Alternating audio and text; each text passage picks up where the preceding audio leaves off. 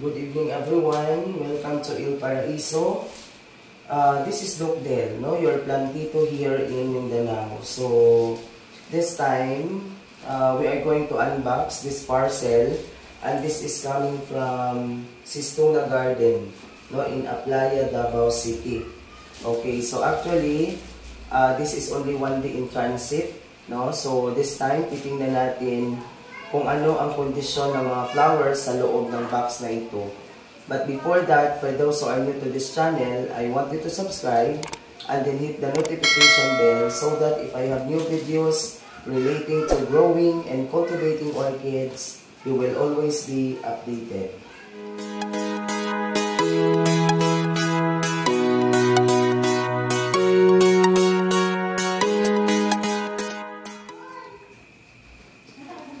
Okay, so once again, no, our concern this evening is buksan natin itong parcel, no, and this is coming from Sistuna Garden in Davao. Okay, so titingnan natin kung ano na ngayon ang kondisyon ng mga orchids. Siguro, no, this is still good because kahapon nila ito ibinigay sa GRS and then dumating ito ngayong araw. So, kumbaga, only one day in transit. Okay, so, tingnan natin. Okay, so, no, talagang magaling sila magbalot ng orchids. So, thank you so much, Ma'am Hani, Sir Neil. Okay. 2 linggo ko itong inantay. Okay, because, no, hindi siya agad na ipadala because nagantay ako sa kanilang live last Friday doon sa Fuente Espina Farm. Okay, yan ay isa sa mga malaking farm, no, sa Davao. Ang Fuente Espina at saka they are good in raising Vanda Sanderiana. Okay. Wow. No? So, ito po yun. Medyo marami-rami. Okay. So, salamat, no? Actually, this is the freebie.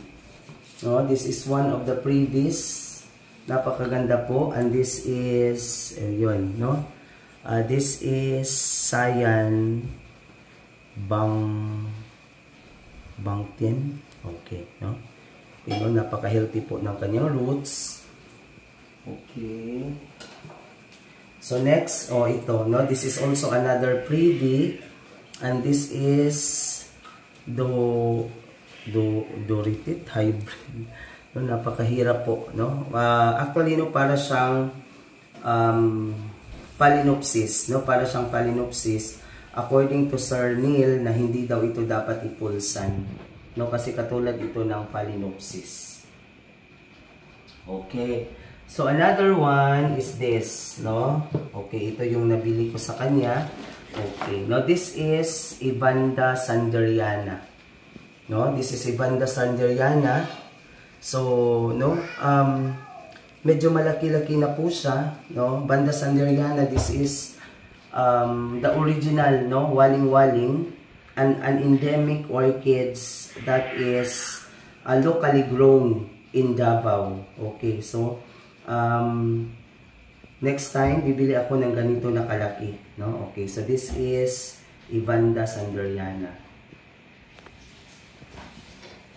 Okay, so next is this one.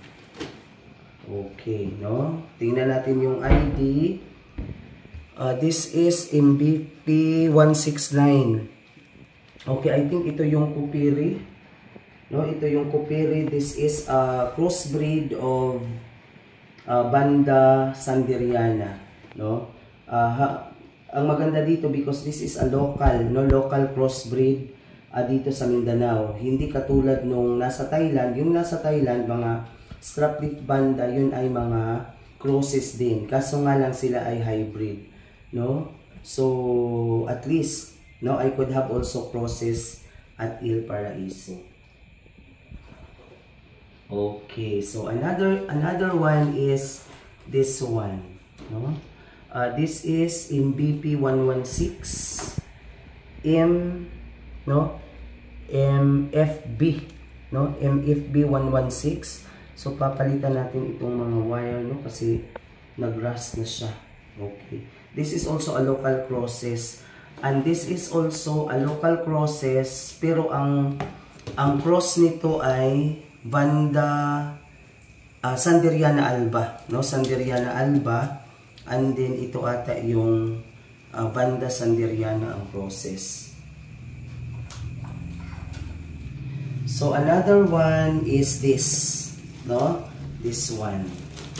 Yan po. So this is a white sanggumay, no? This is 250, no? This is a white sanggumay.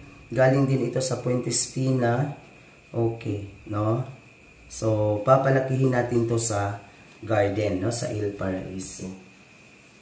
Okay. Another one is this. Tingnan niyo, no? This is Ibanda lusonica. O, tingnan niyo, no? This is a Banda lusonica, a very healthy one. And then if you try to look at this, meron siyang isa, dalawa, tatlong kikis. No, meron siyang tatlong kikis. So, no, isa ito sa native banda that we could be able to found in the Philippines. Okay, so ang Banda lusonica ay from Luzon, ang Banda Sanderiana ay from Mindanao, at ang Banda Merili is coming from Visayas. Okay, so this is Banda lusonica. Okay, another one is this. Okay, so this is, ito ata yung walang ID. No? Meron siya. No, this is, tingnan nyo, no? This is MFB 145. Hindi ko lang talaga ma-imagine ang flowers nito, no? I hope that this will grow, no, healthy at Il Paraiso. Okay. Another one, ito yung unidentified, no, flying object, UFO. Okay, however, sana maganda ito, no, medyo malaki-laki na siya. So sabi nga ni Ma'am Honey, we will cross our fingers, no, kung ano ang flowers nito. Pabulaklakin natin to sa Il Paraiso. Okay yun? Tingnan nyo, napaka-healthy po nila. Okay, so another one is, no, ito yung nabili ko sa kanila. No, ito yung, okay, this is Prapatom Gold. Okay, don't worry, because when I upload this in my YouTube channel, I will try my best to provide sample flowers. This is also Imukara, no? This is an Aranda, no? Aranda, this is Fancy Yellow. No, maganda din po ang flower nito. Okay. So, another one. Okay, so is, no, this one. Okay, this is also a, no, meron itong ID. Wala man ang ID. Okay. And then this one also, this is Moon Jane, no? Okay, no, tingnan ninyo. So these are the orchids that I purchased from Sistuna Garden in Aplaya, Davao City. I hope this will survive and give life, no? Give additional life at Il Paraiso. Okay, so, no, medyo marami-rami po sila. Okay.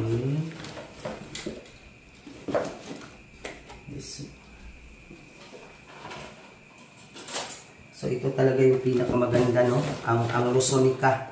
Okay, Lusonica. Actually, no, I have already Lusonica in the garden, pero I just want to try, no, ang Lusonica sa Davao, kasi yung Lusonica ko sa Il Paraiso ay nabili ko yun kay Sir June ng Isabela. Okay, no? So this one.